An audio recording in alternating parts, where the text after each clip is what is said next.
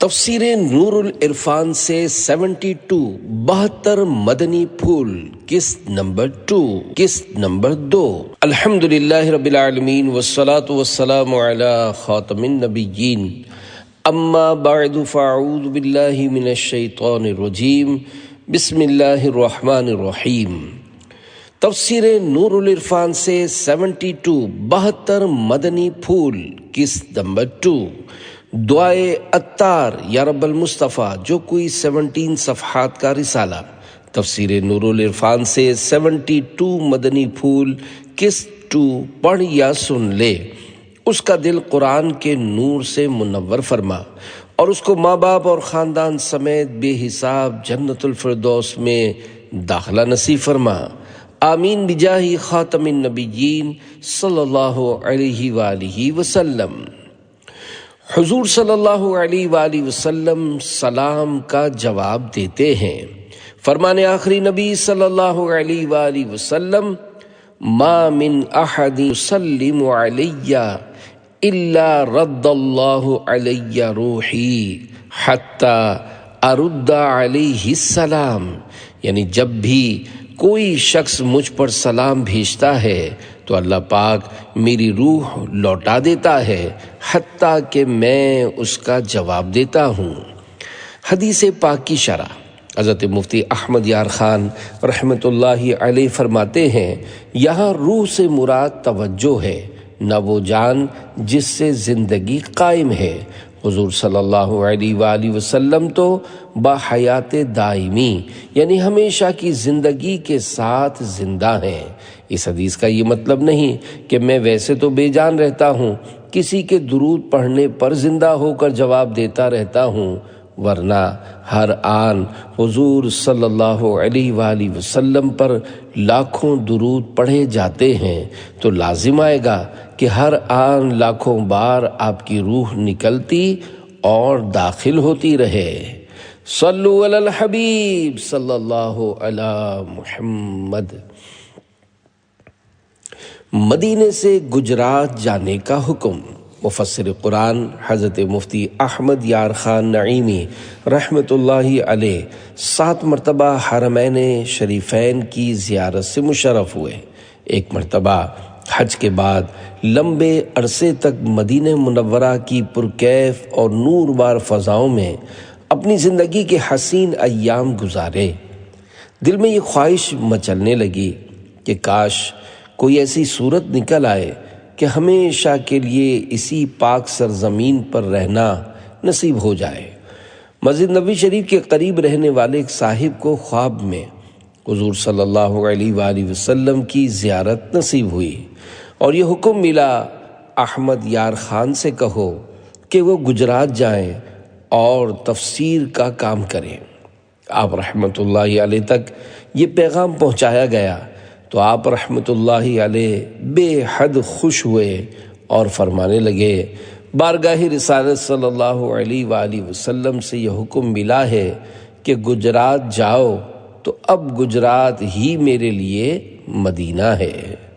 مدینے کا کچھ کام کرنا ہے سید، مدینے سے میں اس لیے جا رہا ہوں۔ عاشق صادق مفتی احمد یار خان نعیمی رحمۃ اللہ علیہ، حکیم الامت، سچے عاشق رسول، عالم باعمل، صوفی باصفا، مفسر قرآن حضرت مفتی احمد یار خان رحمۃ اللہ علیہ کے مبارک نام سے کون سا عاشق رسول متعارف نہیں۔ اللہ پاک نے دنیا بھر میں مفتی صاحب کو اور آپ کی کتابوں اور تفسیروں کو مقبولیت عطا فرمائی ہے، اور مقبولیت کیوں نہ ہو کہ تفسیر لکھنے کا حکم تو آپ کو بارگاہ رسالت سے ہوا۔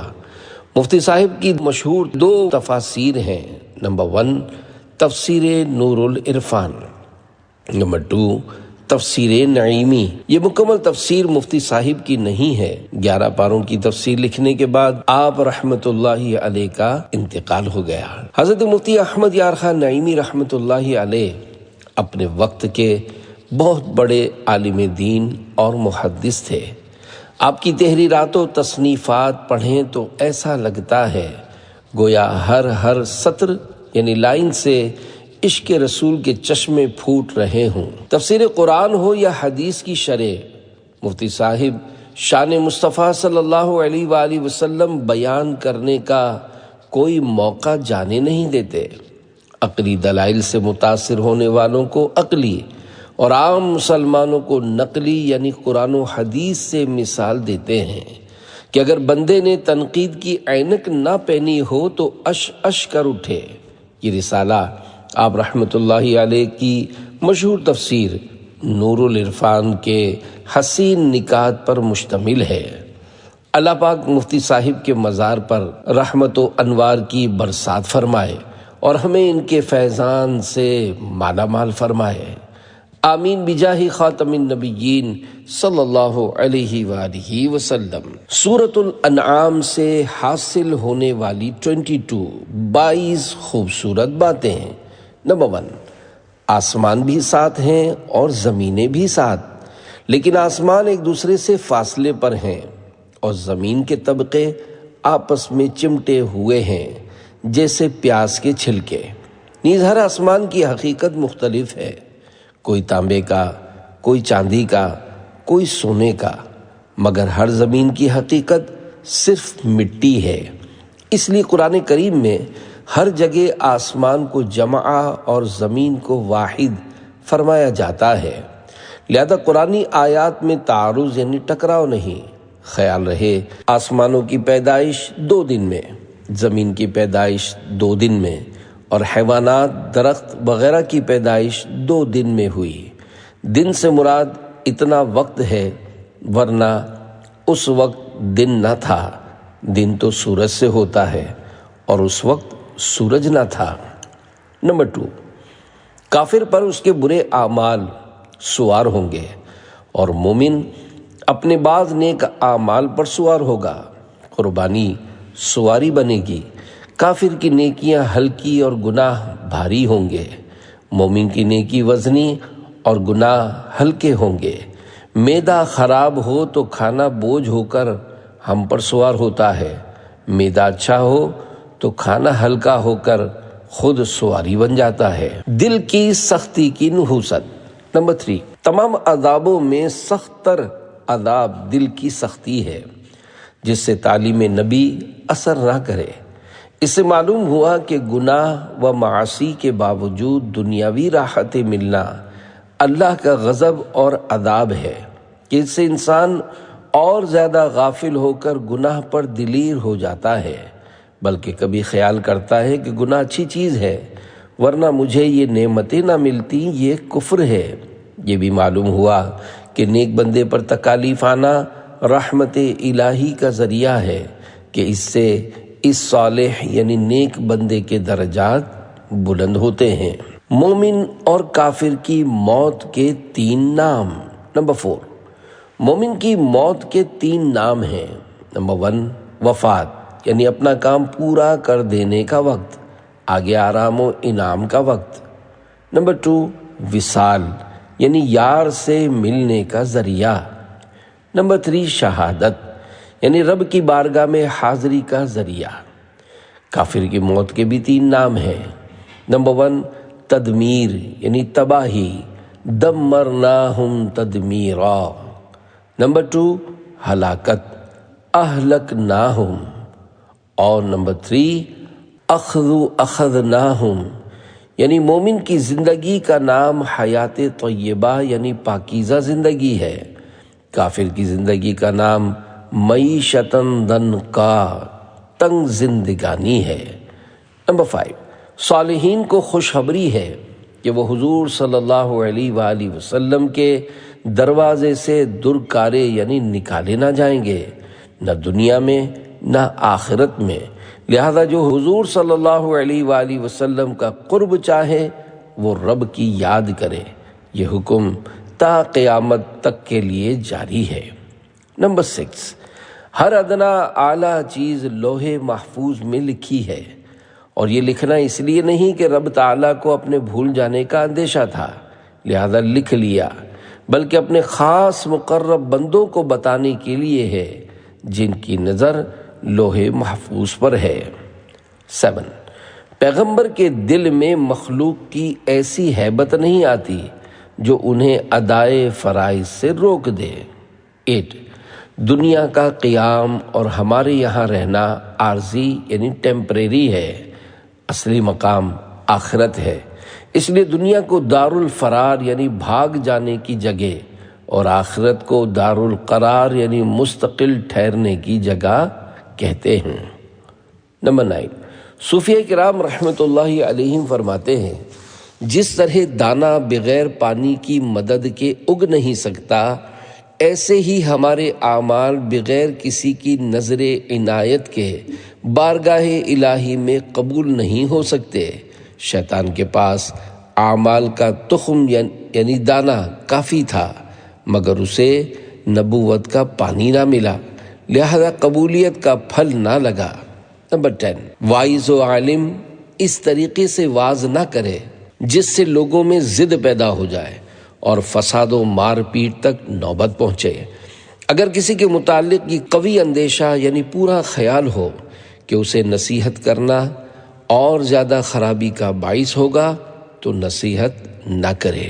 11 تبلیغ اور معجزات وغیرہ مستقل ہادی یعنی رہنما نہیں، ہدایت رب کے کرم سے ملتی ہے، یہ چیزیں ہدایت کا سبب ہیں۔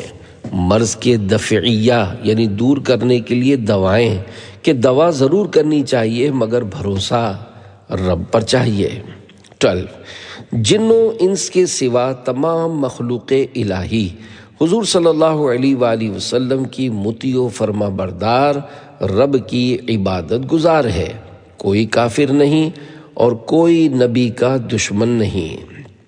13 بغیر علم دینی مسائل میں جھگڑنا یا محض جھگڑے کی نیت سے مناظرہ کرنا شیطان یا شیطانی لوگوں کا کام ہے۔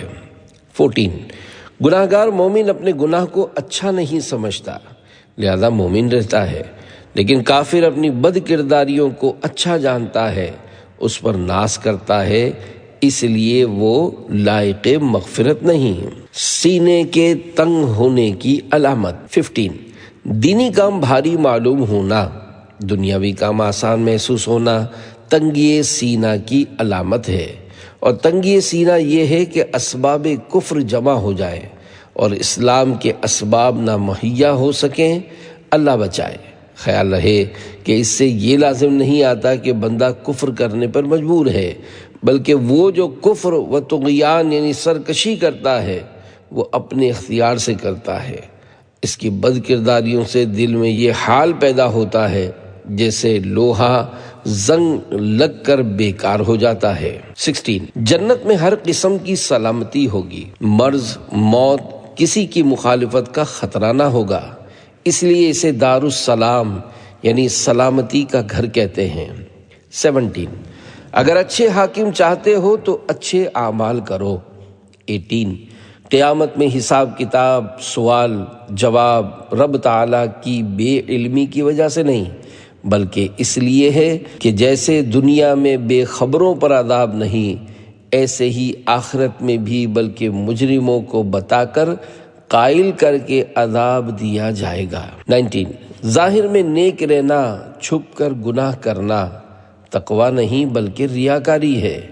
تقویٰ یہ ہے کہ ہر حال میں رب سے خوف کرے، ریاکار کھلے فاسق سے زیادہ خطرناک ہے۔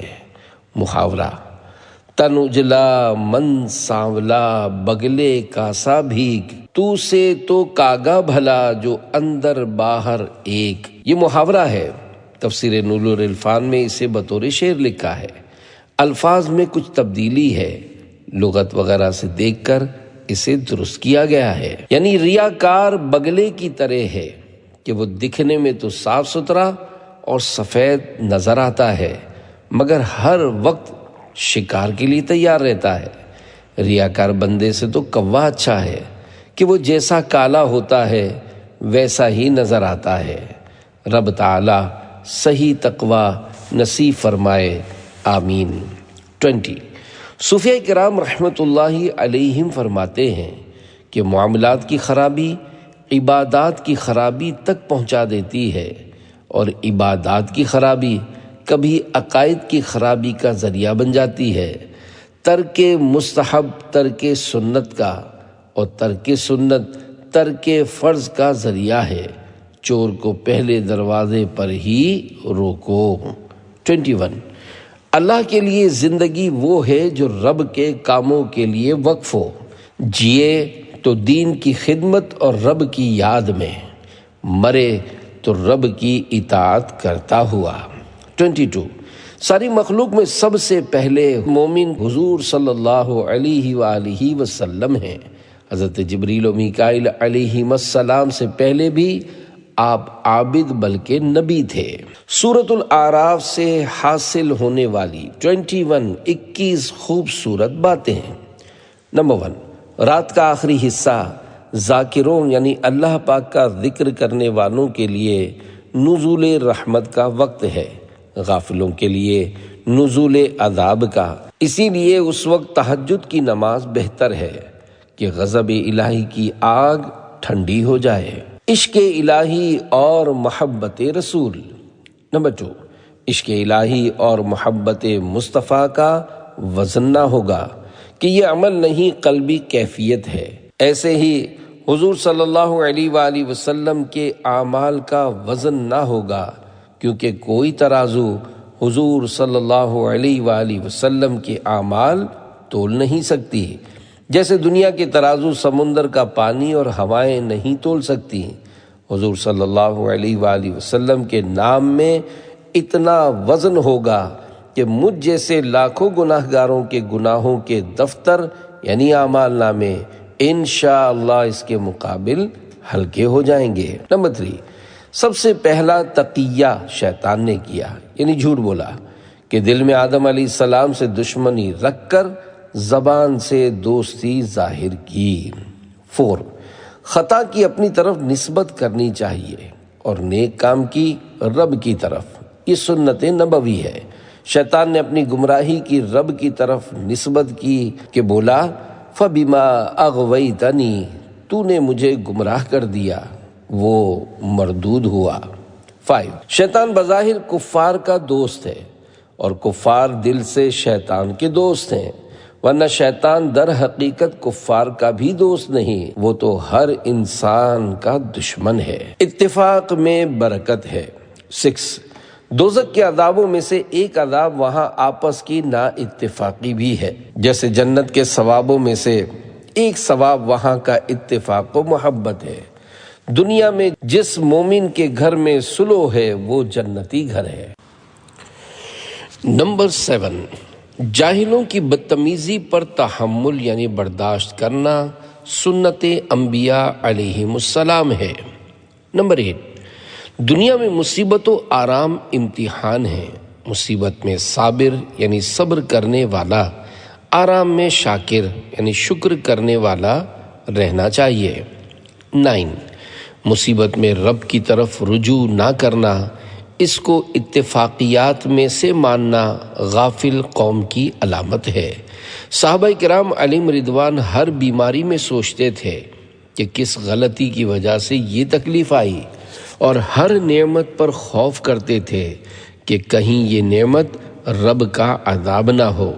بیدار دل کی یہی علامت ہوتی ہے، اللہ نصیب کرے۔ 10 عذاب الہی اکثر غفلت کے وقت آتا ہے، اور غفلت زیادہ تر رات کے آخری حصے میں یا دوپہر کے وقت ہوتی ہے۔ 11 مومن کامل کی پہچان یہ ہے کہ کفار اس سے ناخوش ہوں۔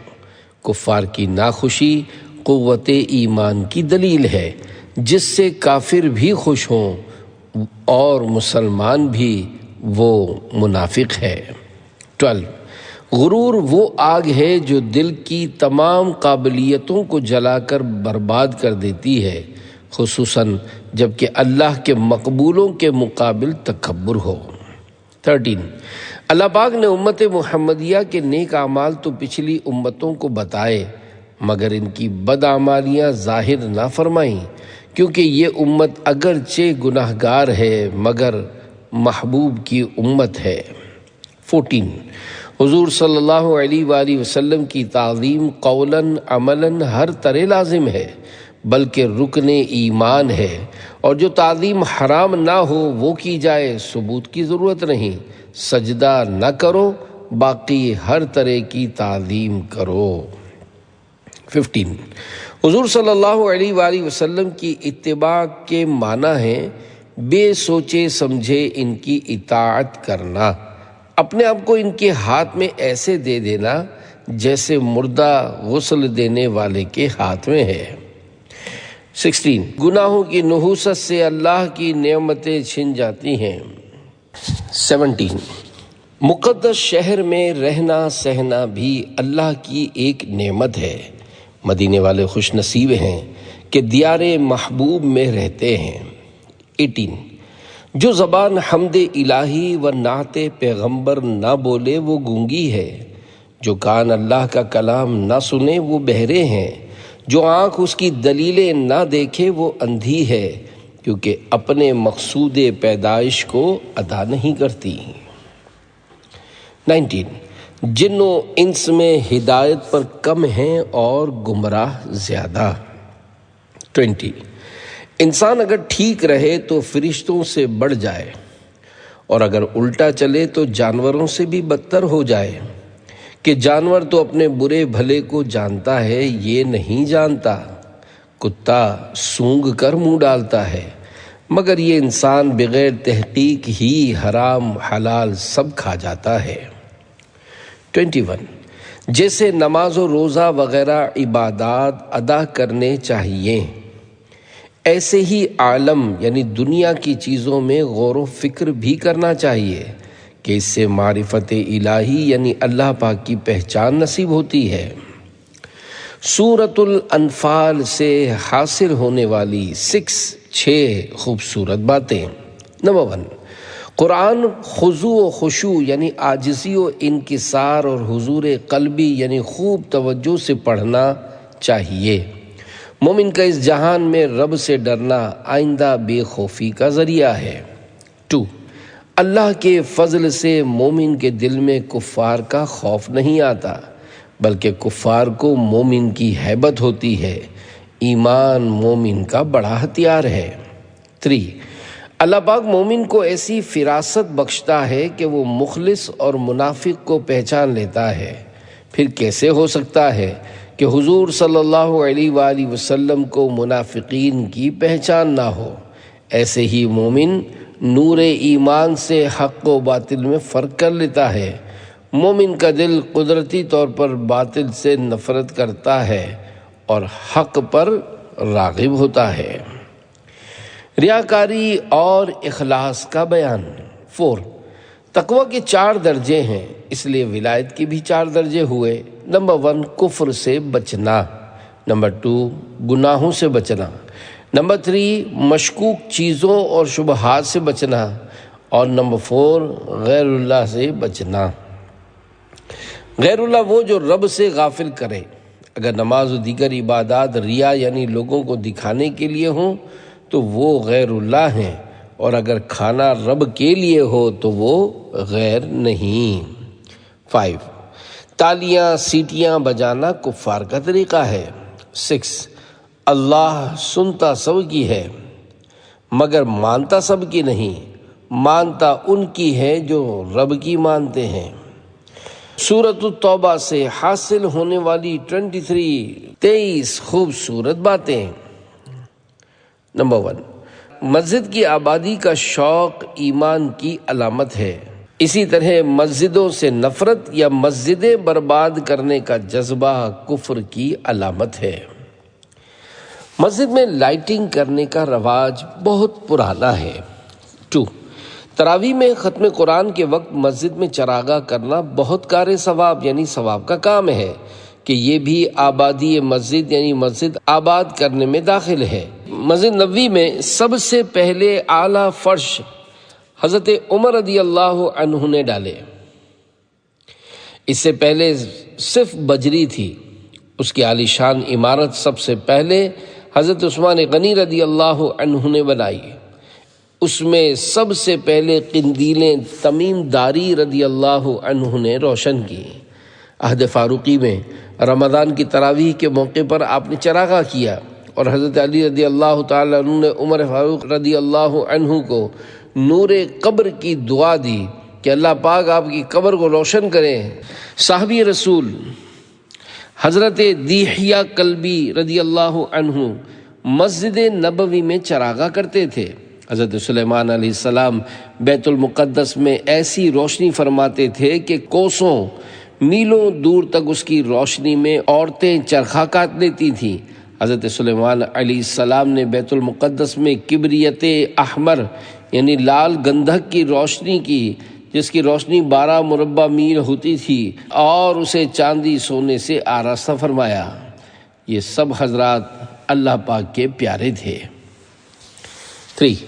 حضور صلی اللہ علیہ وآلہ وسلم کے کام رب کے کام ہیں، کیونکہ مسلمانوں کو خوشی سنانا حضور صلی اللہ علیہ وآلہ وسلم کا کام ہے، اسی لیے آپ کا نام بشیر یعنی خوشخبری سنانے والا ہے۔ 4. قیامت میں بخشش و جنت کی نعمتیں صرف اپنے عمل کا نتیجہ نہیں بلکہ اللہ تعالیٰ کے فضل کا نتیجہ ہے۔ نیک اعمال تو اس کا فضل حاصل کرنے کا ذریعہ ہے۔ 5. اللہ کی رضا تمام نعمتوں سے اعلیٰ نعمت ہے، اللہ نصیب کرے۔ شان صدیقی۔ 6. حضرت ابوبکر صدیق رضی اللہ عنہ کی صحابیت قطعی ایمان قرآنی ہے، لہذا اس کا انکار کفر ہے۔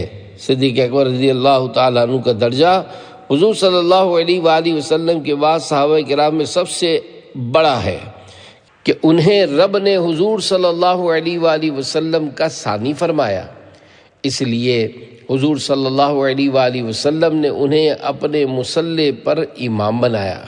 حضور صلی اللہ علیہ وسلم کے بعد خلافت صدیق اکبر کے لیے ہے، رب تعالیٰ انہیں دوسرا بنا چکا، پھر انہیں تیسرا یا چوتھا کرنے والا کون ہے؟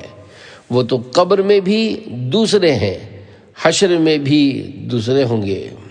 7. منافق نیکی بھی بری نیت سے کرتا ہے۔ آخرت کا معاملہ دنیا کے معاملے کے برعکس۔ نمبر 8. راہ خدا میں تکلیف سے بچ جانا نقصان ہے اور تکلیف برداشت کرنا فائدہ ہے۔ جو راہ حق میں زیادہ خرچ کرے وہ نفع میں ہے، اور جو کم خرچ کرے وہ نقصان میں ہے۔ وہاں کا معاملہ یہاں کے برعکس ہے۔ نماز میں سستی سے مراد۔ 9. سستی سے نماز پڑھنا منافقوں کا طریقہ ہے، اس سے بہت سے مسائل فقہیہ شرعی مسائل نکالے جا سکتے ہیں۔ تنگ وقت میں نماز پڑھنا، بغیر جماعت نماز پڑھنے کا عادی ہو جانا، ننگے سر نماز پڑھنا، کھلے بٹن یا آستین چڑھائے ہوئے نماز پڑھنا مکروہ ہے کہ یہ کاہلی کی علامات ہیں۔ 10.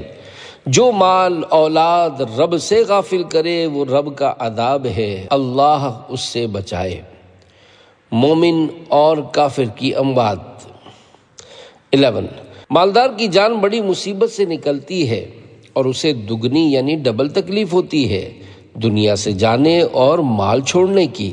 مومن کی جان آسانی سے نکلتی ہے کہ اسے حضور صلی اللہ علیہ وآلہ وسلم سے ملنے کا ذریعہ سمجھتا ہے، اس لیے اس کی موت کے دن کو عرس کہا جاتا ہے، یعنی شادی اور دولہا سے ملاقات کا دن۔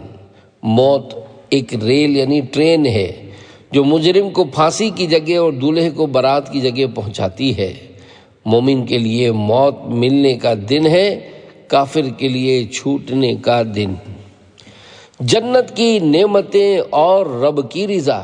12. جنت کی نعمتوں میں سب سے بڑی نعمت یہ ہوگی کہ اللہ جنتیوں سے راضی ہوگا، کبھی ان پر ناراض نہ ہوگا۔ محبوب کی رضا عاشق کے لیے بڑی نعمت ہے۔ خیال رہے کہ اللہ کی رضا اور اللہ کا دیدار کسی عمل کا بدلہ نہ ہوگا، یہ خاص عطیہ رب ہوگا۔ دنیا میں اللہ پاک کے راضی ہونے کی علامت یہ ہے کہ اس سے اللہ کے نیک بندے راضی ہوں اور اسے نیک اعمال کی توفیق ملے۔ جب رب کسی سے راضی ہوتا ہے تو فرشتوں میں اعلان ہوتا ہے کہ ہم اس سے راضی ہیں، تم بھی اس سے راضی ہو جاؤ، اور تمام زمین والوں کے دلوں میں اس کی محبت پڑ جاتی ہے۔ بزرگان دین رحمت اللہ علیہم کی طرف دلوں کا مائل ہونا ان کے محبوب الہی ہونے کی علامت ہے۔ 13 اللہ کی تھوڑی رضا مندی بڑی کامیابی ہے، اللہ اپنے کرم سے نصیب فرمائے۔ 14 جس کو گناہ آسان معلوم ہو نیک کام بھاری، سمجھو اس کے دل میں نفاق یعنی منافقت ہے، رب تعالی محفوظ رکھے۔ قبر میں متبرک چیزیں رکھنا جائز ہے۔ 15 مردے کے کفن میں یا قبر میں متبرک یعنی برکت والی چیز رکھنا تاکہ قبر کا عذاب دفع یعنی دور ہو، جائز بلکہ سنت ہے۔ 16 صدقہ لینے والا دینے والے کو دعائے خیر دے۔ 17 کوئی مسلمان صحابہ علی رضوان کے درجے کو نہیں پہنچ سکتا، ان کی نیکیوں کی رسید عرش اعظم سے آ چکی، ہماری کسی نیکی کی قبولیت کی خبر نہیں۔